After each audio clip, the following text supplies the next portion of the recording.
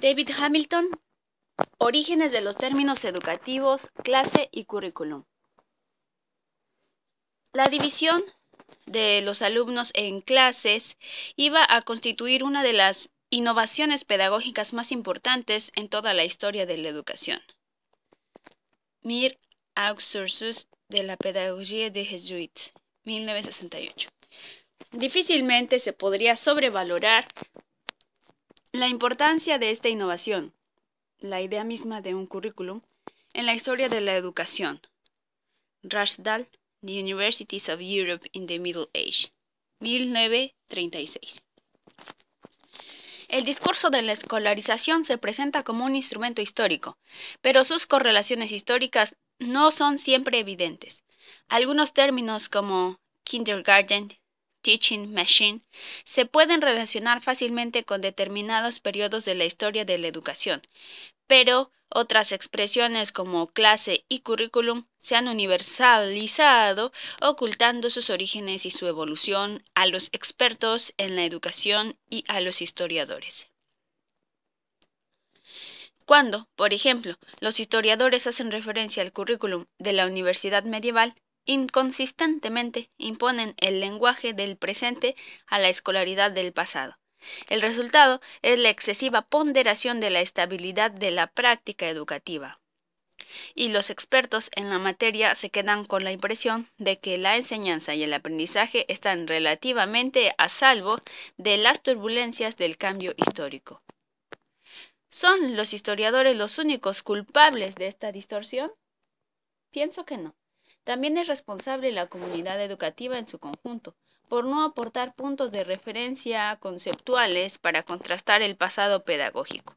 En suma, los historiadores han fallado al establecer la diferenciación cronológica, y los expertos en educación no han hecho la diferenciación conceptual. Para salir de este atolladero es necesario, creo yo, situar los dos lugares comunes de la escolarización mucho más cerca del primer plano del análisis educativo, pues no son el telón de fondo del cambio educativo, sino la verdadera trama o urdimbre del mismo. 2. La disertación más amplia sobre los orígenes de las clases en la escolarización se puede hallar en Centuries de Childerth, edición original de 1960, de Philip Aries. Aries observó que aunque el término clase no aparecía en los escritos medievales sobre la escolarización, había tenido un uso corriente limitado en el periodo clásico, por ejemplo, en las instituciones de Quintiliano hacia el año 95 después de Cristo. Por consiguiente, Aries sostenía que la reaparición de clase en la descripción que Erasmo hacía en 1521 de la St. Paul's School of Londres ocurrió porque los reformadores renacentistas eran muy dados a retomar de los antiguos. Así pues, desde esta perspectiva, la práctica renacentista guardaba continuidad con el precedente medieval. Las clases ya existían, y lo único que les faltaba era la etiqueta adecuada. No obstante, en esta argumentación se presentaba una serie de problemas. En primer lugar, los reformadores renacentistas eligieron nuevas designaciones, y no solo por su afición a los autores clásicos, sino también porque deseaban distanciarse de la práctica medieval. En segundo lugar, en 1416 se había redescubierto una versión íntegra de las instituciones de Quintiliano. Así es que, ¿por qué se necesitaron más de 100 años para que el término clase se incorporara al lenguaje de la escolarización? En tercer lugar, ¿por qué Erasmo, humanista preeminente, no recogió las expresiones de Quintiliano en su primera obra sobre educación, De Copia, primera edición de 1512, de Ratio Studi, la primera edición de 1511? Según un traductor reciente, ambas obras estaban profundamente influidas por Quintiliano en lo que respecta al contenido y al estilo, y, para mayor abundamiento, el título de Copia está tomado de una frase de Quintiliano. El primer uso conocido de clase en una fuente no comunicada por Aries aparecía en un informe abreviado de la Universidad de París publicado en 1517 por Borbert Goulet, profesor de teología. La última parte del Compendium Universitatis Parisiense de Goulet hacía una serie de preceptos que, según pensaba Goulet, debía adoptar cualquier que deseara fundar o reformar un colegio. Aparte de exhortar a los lectores a seguir el modo de vida y de enseñanza ya practicado en París, el primer precepto de Goulet describía la planificación del colegio adecuado. Debería contar al menos con 12 clases o pequeñas escuelas según las exigencias del lugar y auditores. La yuxtaposición de Goulet entre clase y escuelas manifiesta la coexistencia de usos medievales renacentistas.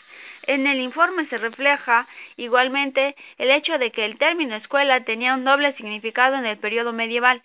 Podía referirse a un grupo de personas o al local en el que se impartía la enseñanza. Por tanto, ¿qué significación debía atribuirse a la vinculación de la clase con la escuela pequeña? ¿Aludía Goulet la edad y el número de los estudiantes, o estaba diciendo que esos nuevos locales o grupos debían ser más pequeños que los utilizados anteriormente para la docencia? Además, ¿cuáles eran las prácticas colegiales existentes a las que Goulet se refería en la aprobación? Para comprender estos planteamientos es necesario observar más de cerca las formas adoptadas por la escolarización medieval. 3. Como se ha señalado en el capítulo anterior, la escuela medieval era, sobre todo, una relación entre un profesor particular y un grupo de estudiantes individualizados. Al igual que los maestros de los gremios y sus aprendices, los profesores admitían estudiantes de cualquier nivel y, por consiguiente, la organización de su enseñanza destacaba de manera notable sobre bases individuales. A su vez, tal individualización retroalimentaba la organización general de la escolarización. En primer lugar, no había presunción alguna de que todo estudiante estuviese aprendiendo el mismo pasaje. En segundo lugar, no había necesidad pedagógica de que todos los estudiantes permanecieran en presencia del profesor durante todas las horas lectivas, con la misma facilidad que podían estudiar, memorizar sus lecciones en cualquier otro lado, y en tercer lugar, no se esperaba que los estudiantes permanecieran en la escuela una vez alcanzadas sus metas educativas. En esencia, la escolarización medieval era una formación organizativa laxa que podía abarcar con facilidad a gran número de estudiantes. Su aparente laxidad, por ejemplo, el absentismo o el hecho de que las inscripciones no se correspondieran con la asistencia, no suponía el fracaso de la organización escolar. Era una respuesta perfectamente eficiente a las demandas que se le formulaban. En la figura 1 se presenta un aula del siglo XVI que ilustra la coexistencia de clasificación e instrucción individualizada. Obsérvese, igualmente, al posible ayudante del profesor al fondo del aula, tomado de un cartel de coplas alemán, traducido al inglés y publicado en 1575. Pliego de la Blanda de Eugenin. Biblioteca de la Universidad de Glasgow, Departamento de Colecciones Especiales.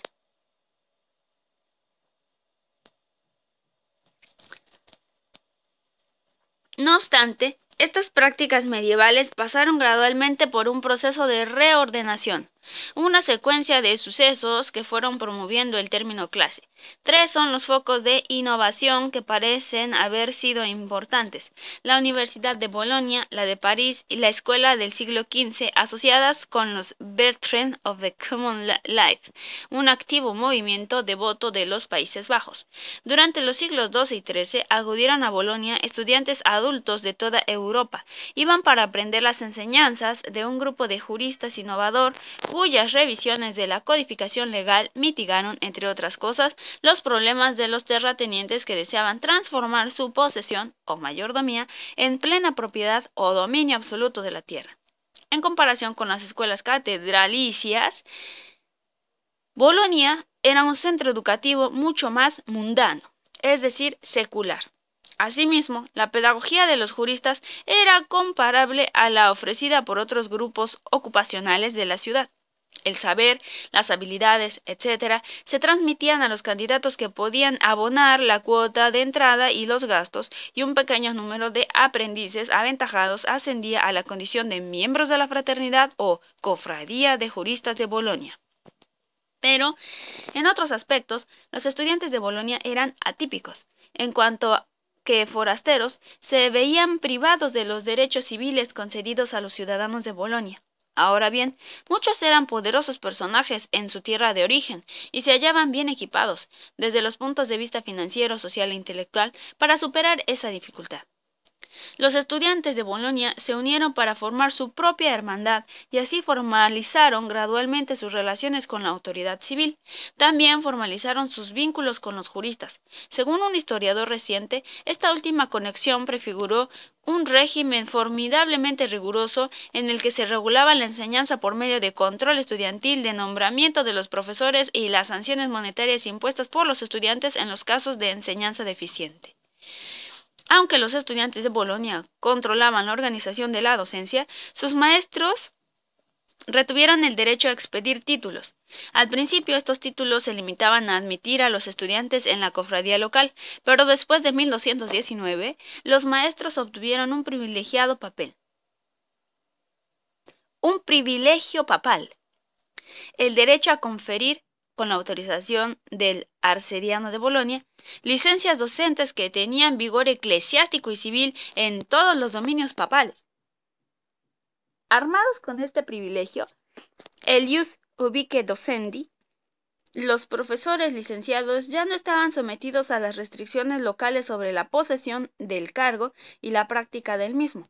En efecto, y tal vez también la intención de esta intervención papal fue el incremento de la producción de administradores civiles y eclesiásticos. Para acrecentar su esfera de influencia, la Iglesia de Roma transformó el gremio boloñés de maestros y aprendices en una escuela internacional de empresariado. En lo que respecta a los maestros, el ius ubique docendi supuso un auge del aspecto docente de sus actividades. Por lo que toca a los estudiantes, proporcionó un incentivo no meramente para aprender, sino también para adquirir el prestigio social derivado de ser un graduado. El derecho a utilizar el título de maestro, o MR, bajo el influjo de tales presiones políticas y sociales, las instituciones educativas, como la de Bolonia, comenzaron a crecer de tamaño, número y autoridad. A su vez, algunas de ellas, sobre todo la Universidad de París, se sometieron a nuevas formas de disciplina y administración. 4. La Universidad de París fue un apéndice de la cátedra local o escuela diocesana, producto, a su vez, de un decreto papal del siglo XI dictado con la finalidad de que la Iglesia formase a sus propios administradores en vez de utilizar personal seglar. Durante el siglo XII, ciertos profesores importantes, principalmente Pedro Abelardo, de 1142, atrajeron a París gran número de estudiantes y a otros profesores. Allí vivían y trabajaban fuera del control directo del canciller de la catedral.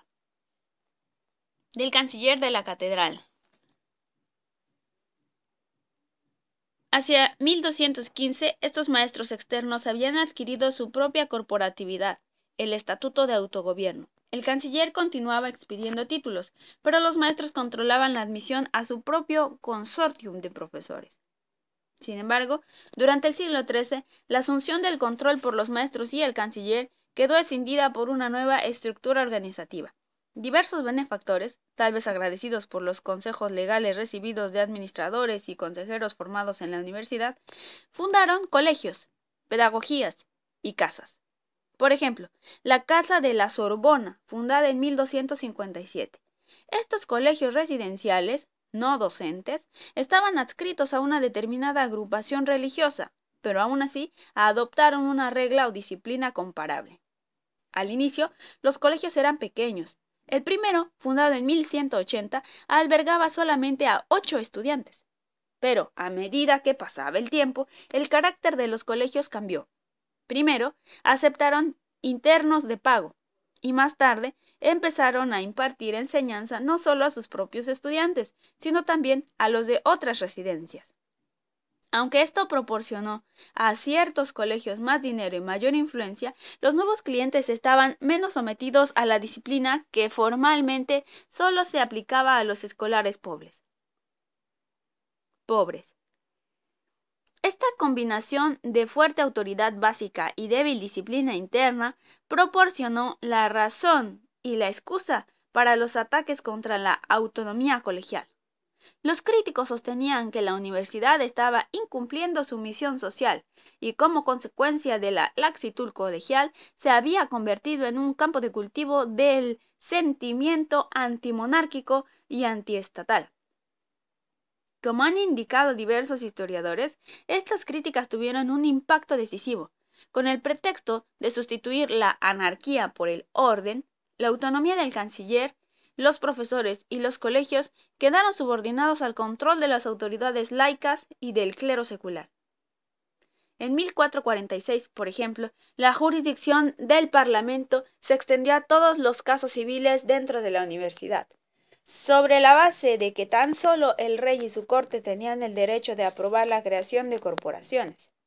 Con estas y otras intervenciones semejantes, por ejemplo, las reformas del cardenal de Estoutelville de 1453, la Universidad de París se vio privada de su privilegio principal y de su independencia. Su estatus de universidad internacional mesmeriana cambió al de institución nacional circunscrita. Pero esta transición no fue un simple deslizamiento hacia la mesa de negociaciones académica. Fue más bien un síntoma de que la Universidad de París estaba saliendo de la órbita de la Iglesia de Roma para caer en manos de los intereses políticos nacionales. La autonomía local, permitida dentro de unas líneas marcadas por una autoridad distante, fue sustituida por las formas jerárquicas de control diseñadas para servir las necesidades del Estado nacional. Las traslaciones de autoridad que acompañó a estos cambios afectó asimismo a los colegios. El poder y el privilegio se concentraron en los escalones superiores, o sea, entre los doctores. En cambio, los estudiantes quedaron, supuestamente, bajo supervisión constante. Los colegios quedaron sometidos a la misma regularidad y al mismo orden que otras instituciones civiles francesas. A finales del siglo XV, esta redistribución del poder también se reflejó en la división interna de los colegios en diferentes cohortes estudiantiles. En esa época, el rápido incremento de alumnos externos más jóvenes había desbordado completamente los colegios, según Ariès, convirtiéndolos a todos los efectos en grandes escuelas para externos. En tales circunstancias, no se podía aplicar el control por medio de los requisitos de residencia. En cambio, la vigilancia se iba a ejercer mediante una reglamentación más cerrada a la de asistencia y los progresos del estudiante. Según Ariès, estas reformas surtieron un efecto profundo en la vida universitaria. Transformaron cada administración colegial en un sistema autoritario y cada ayuntamiento de profesores y alumnos en un estricto gobierno de los alumnos por los maestros. Además, según Mir, esta fue la época en la que se utilizó por vez primera el moderno sentido de clase, aunque no la denominación, en los estatutos del Colegio de Montaigne. En el programa de Montaigne de 1509 se encuentra por primera vez en París la división exacta y clara de estudiantes en clases, es decir, divisiones graduadas por estadios o niveles de creciente complejidad según la edad y los conocimientos adquiridos por el estudiante. Pero, aunque el colegio Montaigne inaugurase tal sistema de clases en París, como Mir prosigue manteniendo, existe además otra evidencia de que, hacia 1509, la división de comunidades educativas amplias en cohortes relativamente pequeñas ya se ha conseguido en las escuelas de los Brethren de la vida común. 5. Los Brethren se diferenciaban de monjes y frailes por su organización y sus orígenes. En primer lugar, compartían una vida común sin hacer votos vinculantes y, en segundo lugar, eran esencialmente producto de la municipalidad medieval. Tampoco sobrevivían pidiendo limosna, sino que se servían de las donaciones de benefactores, de los honorarios de la enseñanza y con los ingresos obtenidos copiando libros. Los historiadores de la educación han venido prestando gran atención a los Bethlen porque estaban asociados con ciertos educadores humanistas importantes. Aparte de Erasmo, por ejemplo, los Bethlen invirtieron en el empleo y o la escolarización de John Stanhope, rector de Montaigne desde 1483 hasta 1499, y John Strum, fundador de la Academia Protestante de Estrasburgo en 1538. La primitiva historia de los Bethlen no está nada clara, pero parece ser que hacia el siglo XV comenzaron a admitir a jóvenes en sus comunidades. En algunos casos, los niños eran donados a los Bethlen como candidatos a una futura promoción interna.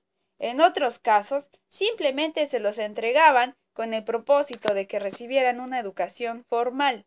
Más aún, parece que las escuelas de los Bethlen admitían igualmente a escolares pobres que, presumiblemente, podían pagar sus gastos contribuyendo a las actividades de copia de los Bethlen. Además de ser parte de una unidad religiosa, coloquium, por ejemplo, el coloquium soulier, cada una de las casas locales o escuelas de los Bethlen se fragmentaba en varias divisiones internas. Se ha pretendido, por ejemplo, que durante el mandato de Jean Calais-Soule, entre 1374 y 1417, los Bethlen comenzaron a dividir sus escuelas mayores en 8 grupos graduados. Se dice también que Selle trajo a Zwolle a 1200 alumnos de una vez, cifra comparable a las comunicadas por Alkmaar, 900 estudiantes, y Herzogenbusch, 1200 estudiantes, y Deventer, 2200 estudiantes.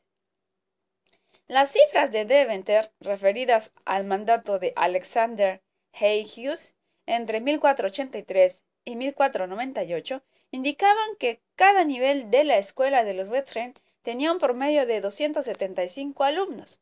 Esa dimensión de la clase parece haber perdurado hasta 1520, puesto que en fecha posterior Storum hablaba de cifras de hasta 200 alumnos en cada nivel en la escuela de los Bethlen de Lieja, donde él estuvo entre 1521 y 1524. No obstante, hay una diferencia chocante entre estas cifras y las de las clases de 16 alumnos indicadas en el informe de Erasmo sobre St. Paul School. Asimismo, la dimensión total de St. Paul difería de la de las escuelas de los Bethlen. La escritura de fundación de 1509 preveía una admisión de 153 niños en total. Por todas estas razones, creo que se debe tener cautela antes de relacionar las clases de St. Paul con las subdivisiones anteriores de los colegios de París o de las escuelas de los Bethlen en la vida común. En cierto sentido, las primitivas cohortes deben ser consideradas como unidades pedagógicas más que administrativas. Dentro de ellas, las prácticas pedagógicas aún seguían repitiendo los métodos medievales individualizados que ya se han descrito.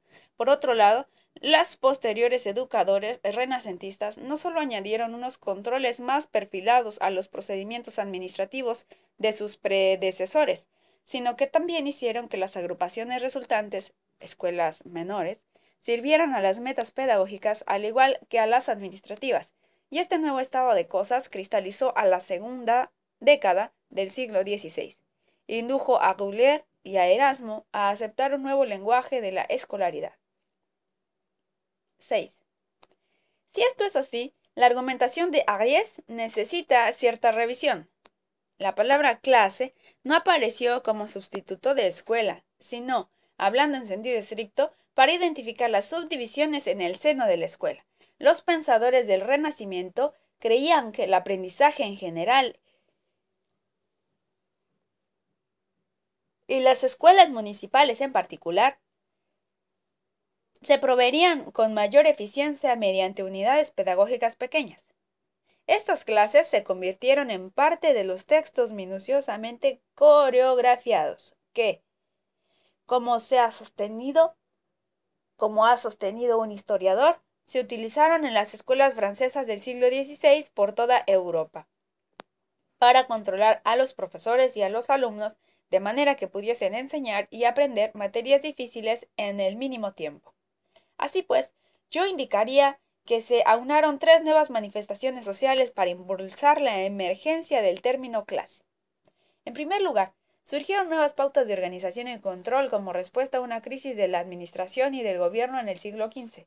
En segundo lugar, los administradores, educadores del Renacimiento, extendieron esos argumentos a la cuidadosa supervisión pedagógica de los estudiantes.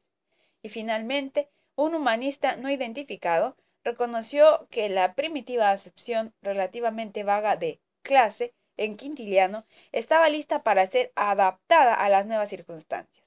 Todos estos sucesos y resultados, creo yo, configuraron la forma de la escolaridad postmedieval. Significaron, al menos en su concepción, una ruptura importante con el pasado, al igual que las propuestas contemporáneas para la introducción de la escolarización universal, sistema impositivo universal, aportaron un enfoque más concentrado sobre los vínculos entre la escolarización y el control burocrático y sobre la relación entre la escolarización y el Estado. Por si la adopción de las clases dio origen a la idea expresada en el prospecto del Colegio de Nimes en 1544, de que todo aprendizaje tiene su momento y su lugar, también creó problemas de articulación interna, como ensamblar esas distintas fracciones de una escuela para administrarlas como un todo. ¿Cómo ensamblar esas distintas fracciones de una escuela para administrarlas como un todo? Las tentativas del siglo XVI de dar respuesta a esta pregunta forman la base de la segunda parte de este capítulo, el surgimiento del término currículum. 7. En comparación con el término clase, parece que hay una ausencia de discusión respecto a los orígenes del término currículum. Un punto de partida adecuado sería el Oxford English Dictionary, que localiza la primera fuente del currículum en los registros de la Universidad de Glasgow en 1633. La palabra aparece en un atestado de la graduación otorgada a un maestro, redactado en un formulario que, como se expresa en la reimpresión del siglo XIX, se había promulgado poco después de la reforma de la universidad realizada por los protestantes en 1577. ¿Es históricamente representativa la cita de este diccionario? Se deriva, en cambio, del hecho de que el editor original del OED, James Murrow, había sido profesor en Escocia. De hecho, el material reimpreso en otras universidades escocesas y del norte de Europa no mostraba un uso anterior del término currículum, con la única excepción aparente de los registros de la Universidad de Leiden en 1582. Ahora bien, esta respuesta no hace más que plantear la cuestión histórica con mayor agudeza. ¿Por qué Leiden? ¿Por qué Glasgow? La conexión más evidente entre estas dos instituciones se encuentra en que, durante la última etapa del siglo XVI, ambas estaban sumamente influidas por las ideas calvinistas. Leiden fue fundada en 1575 con el propósito específico de formar predicadores protestantes, y la reorganización de Glasgow en la misma década obedecía a unos propósitos similares. Así pues, ¿cuál podría ser la conexión entre el protestantismo, el calvinismo y el currículum? Como en el caso del término clase, la respuesta parece relacionada con la propagación de los nuevos supuestos sobre la eficiencia de la escolarización, en particular la eficiencia de la sociedad en general. Pero, ¿por qué la teoría educativa calvinista adoptó una palabra latina que significa movimiento progresivo o carrera? Más específicamente, ¿qué nuevas aspiraciones educativas se buscaban al adoptar el término currículum? La respuesta a esta última cuestión queda indicada por las acepciones originales de currículum. En Leiden y Glasgow, y en una subsiguiente referencia de 1643, los registros de Glasgow Grammar School, institución que nutría a la universidad, el término currículum hacía referencia al curso multianual total que seguía cada estudiante, no a una unidad pedagógica más corta. En el caso de Leiden, por ejemplo, se utilizaba en la formulación habiendo completado el currículum de sus estudios. En esta medida, el término currículum parece haber confirmado la idea ya reflejada de la adopción del término clase, de que los distintos elementos de un curso educativo iban a ser tratados como un todo unitario. Cualquier curso digno de este nombre iba a incorporar disciplina, un sentido de coherencia estructural y ordo, un sentido de secuencia interna. Por tanto, al hablar de currículum, no solo debía ser seguido, sino también debía ser acabado. La secuencia, la extensión y la conclusión estudiantil, por ejemplo, en Bolonia, o el abuso del profesorado, por ejemplo, en París, pero con la emergencia del currículum aumentó el sentido del control de la enseñanza y el aprendizaje. 8. De los tributarios del currículum, el ordo y la disciplina. El primero es el que se muestra con mayor fuerza en los debates educativos del siglo XVI. La vinculación de las ideas sobre el orden con un cambio en la significación del término método parece haber sido una conexión fundamental. En tiempos anteriores, methodus denotaba procedimientos de investigación o análisis, pero no transmitía el sentido de aportar líneas maestras que pudieran ser rápidamente asimiladas y fácilmente aplicadas. El método existía como un arte intelectual agradable, no como una ciencia intencional de la técnica. En ninguna parte se hace más evidente esta distinción de la dialéctica, la rama de la filosofía aplicada que analiza la estructura del lenguaje.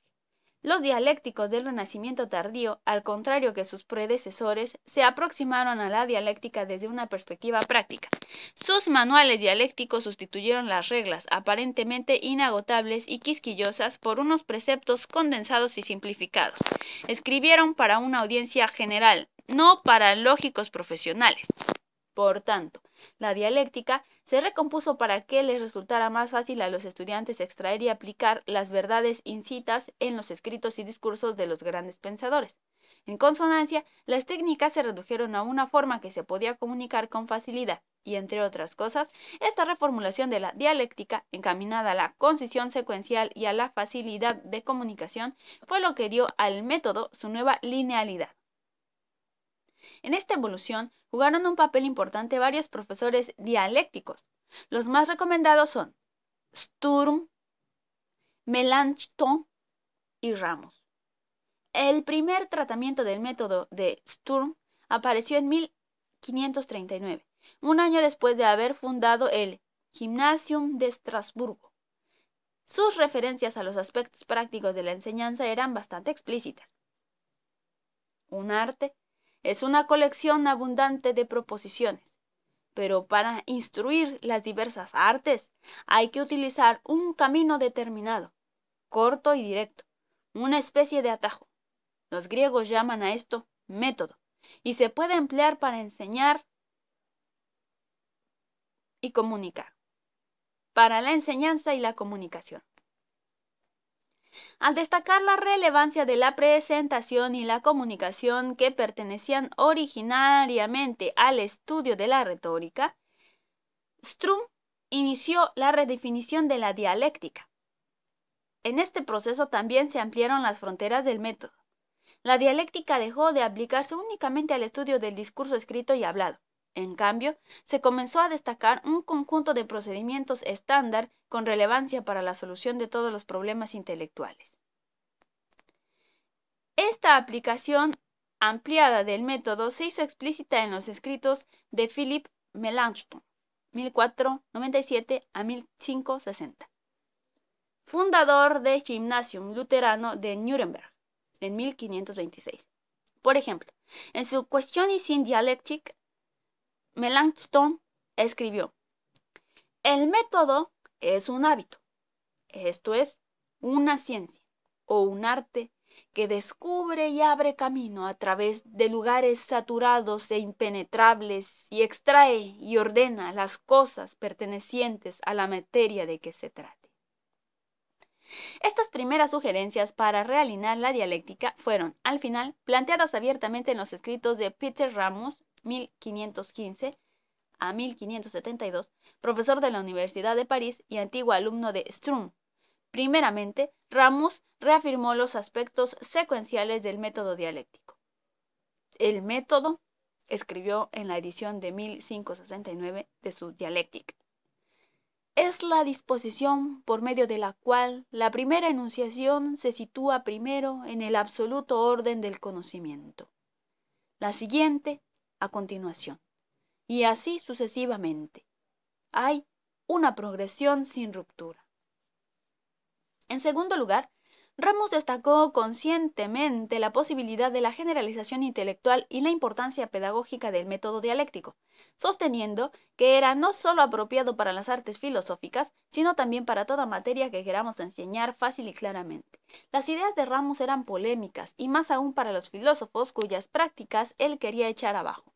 Pero, a juzgar por las 150 adaptaciones de su Dialéctica publicadas entre 1555 y 1600, cabe escasa duda de que sus ideas encontraron una audiencia propicia y receptiva, especialmente entre los profesores. Al constituir un híbrido de los cánones lógicos de la dialéctica con las reglas de comunicación y presentación de la retórica, el método ramista aportó a la enseñanza una ordenación sin precedentes. Además, se ha sostenido que la enseñanza adquiriría mayor fuerza y o eficiencia si se formalizase o metodizase de esta manera. Esta relación entre orden, eficiencia y perfeccionamiento llegó a ser fundamental para la reforma de la escuela a finales del siglo XVI y principios del XVII, cuando Caspar Pfaff volvió a formular el argumento de su De Studi Rameis en 1597. La escolarización reformada o educación formal proporcionó los medios con los que el ser humano podía alcanzar su perfección natural. 9. Esto es suficiente por lo que respecta al método, pero ¿cuándo y dónde se conectó con el término currículum? Aquí se puede percibir la relación con el calvinismo. Tras el fallecimiento de Ramus en París, sus ideas sobre la dialéctica se propagaron por Alemania, que, tras la labor preparatoria de Sturm y Melanchthon, se convirtió en un auténtico vivero de ramismo. Y aún más, la influencia de las ideas ramistas dentro de Alemania, según el estudioso jesuita Walter Ohm, fue más intensa en las zonas influidas por el calvinismo. Desde estas áreas concretas, la comarca del Rin y la zona contigua, las ideas ramistas llegaron a los sectores calvinistas de los Países Bajos. Ohm no intentó explicar la atracción recíproca del ramismo y el calvinismo, pero una explicación plausible sería el carácter omnicomprensivo de las nociones pedagógicas de Ramus. Fácilmente con las ideas calvinistas sobre la necesidad general de unas formas bien ordenadas de organización social. Hacia la década de 1570, los seguidores de Calvino, muerto en 1564, Calvino, muerto en 1564 en Ginebra y otras partes, estaban ocupados arreglando sus propios asuntos evangélicos según estas líneas estructuradas. Una escuela bien ordenada, al igual que una iglesia bien ordenada, se consideraba esencial para el mantenimiento de las ideas calvinistas, tal como se habían desarrollado en las sucesivas ediciones de la institución de la religión cristiana. Según Tawney, por ejemplo, una regla de vida estaba en la esencia misma del calvinismo, o bien, como expresó Calvino en 1539, para estar bien cohesionado, el cuerpo de la iglesia debe estar unido por la disciplina y la energía. Así pues, desde esta perspectiva, la idea ramista del método, con sus insinuaciones de regularidad, podría ocupar la misma posición de centralidad en las propuestas educativas calvinistas que el precepto de disciplina que ya se mantenía en la práctica social calvinista. Este razonamiento acerca de la dirección y el control de la escolaridad podría explicar la vinculación entre el ramismo y el calvinismo, pero ¿dónde apareció realmente la palabra currículum? Desgraciadamente, aquí el panorama es algo confuso. Las descripciones figurativas de la vida como carrera o como curso eran recurrentes en los comentarios de Calvino, pero las palabras latinas empleadas en consonancia con este propósito, en 6 pasajes diferentes al menos, fueron stadium y cursus, no curriculum. No obstante, en la edición final, en 1559, de la institución aparece en los escritos de Calvino la expresión vitae curriculum o vitae curriculum, aunque sigue siendo mucho más frecuente el uso de los términos vitae cursu o vitae cursum. En ninguna parte aparece curriculum con un significado educativo.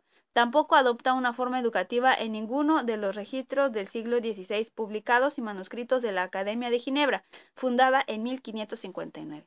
Este hecho, que debilita la pretensión de Ginebra de haber sido la fuente originaria del término curriculum, se puede ligar a la realidad de que los documentos ginebrinos desde la década de 1530 aparecían primero en francés y eran después traducidos al latín para usos de las comunidades calvinistas extranjeras. Por tal razón, cabe la posibilidad de que el término educativo curriculum se originase, no en Ginebra, sino en el discurso latino de sus congregaciones filiales del siglo XVI. Y es en esos momentos cuando Leiden y Glasgow entran en esta historia, un portador de la idea de curriculum. Sino el término no pudo haber sido el escocés Andrew Medley, quien enseñó durante 5 años en la Academia de Ginebra, tras diversas estancias de la Universidad de St. Andrews, Poitiers y París, donde recibió la influencia de Ramos. Tras haberse marchado de Ginebra a petición de sus amigos escoceses influyentes, Medley, a la edad de 29 años, aceptó la rectoría de la Universidad de Glasgow, en la que, según un historiador reciente, asumió la responsabilidad de introducir reformas en las líneas ramistas. Durante la época de Medley en Glasgow, la universidad emprendió la gran reorganización a la que antes nos hemos referido. Medley pareció considerar el calvinismo en términos organizativos relativamente estrictos, al igual que los sucesores de Calvino en Ginebra, por ejemplo, Theodor Beza. Así, la residencia en el colegio sería obligatoria para el rector. Cada profesor o regente se dedicaría a unas áreas de estudio limitadas, por ejemplo, latín y griego. La promoción del estudiante quedaría supeditada a una conducta y unos progresos satisfactorios a lo largo del año. Y a su vez, la universidad avalaría la conclusión del curso a cada uno de los estudiantes mediante un certificado en el que haría su aparición inicial en Glasgow la palabra currículum. Como ha comentado otro historiador de la Universidad de Glasgow, estas propuestas no solo significaron que la enseñanza iba a seguir un plan rígido, sino que además la vida entera de cada estudiante quedaría abierta a la supervisión del profesor. En Leiden parece haberse seguido unas pautas muy semejantes. Un primer influjo de profesores imbuidos del espíritu de Ginebra desembocó pronto en la controversia, por ejemplo, sobre el control civil o el control presbiteriano de la universidad. Por en 1576, solo 6 años antes de que la palabra currículum apareciera en los registros de la universidad, se alcanzó un compromiso escrito que aún seguía estando impregnado de calvinismo. 10. Aunque sigue habiendo cabos sueltos en esta historia, ¿por qué el término currículum sustituyó al de cursus? Se adoptó la palabra currículum de manera independiente en Leiden y en Glasgow. Aunque sigue habiendo cabos sueltos en esta historia, en líneas generales parece estar clara. El término educativo currículum surgió con la confluencia de diversos movimientos sociales e ideológicos. Primeramente, bajo la influencia de las revisiones de Ramos, la enseñanza de la dialéctica ofreció una pedagogía general aplicable a todas las áreas del aprendizaje. En segundo lugar, la visión de Ramos acerca de la organización de la enseñanza y el aprendizaje estuvo en consonancia con las aspiraciones disciplinarias del calvinismo. Y en tercer lugar, la inclinación calvinista por el uso figurativo de la expresión vitae curriculum, expresión que se remonta a Cicerón, muerto en el año 43 a.C., se amplía a comprender los nuevos rasgos ordenados y secuenciales de la escuela del siglo XVI. En conclusión, se ha mantenido en este capítulo que, como parte de la agitación política general del siglo XVI, la adopción de los términos currículum y clase fue un indicador de dos oleadas diferentes de reforma pedagógica. Primero, se dio la introducción de divisiones de clase y una mayor vigilancia a los alumnos. Después, vino el refinamiento del contenido y los métodos pedagógicos. El resultado neto, sin embargo, fue acumulativo, para bien o para mal. La enseñanza y el aprendizaje quedaron más expuestos al escrutinio y el control exteriores. Además, los términos currículum y clase entraron al mismo tiempo en la agenda pedagógica, cuando las escuelas se estaban abriendo a un sector de la sociedad mucho más amplio. La escolarización municipal, fuera ya de la jurisdicción de la Iglesia, ganó popularidad. Y cosa igualmente importante, las normas protestantes, por ejemplo, el Book of Discipline, publicado en 1560 por los seguidores de Calvino en Escocia, airearon la escolarización. Como resultado, la agenda educativa medieval fue sustancialmente reformada. El resto de esta obra se dedica a revisar las consecuencias pedagógicas de la nueva agenda.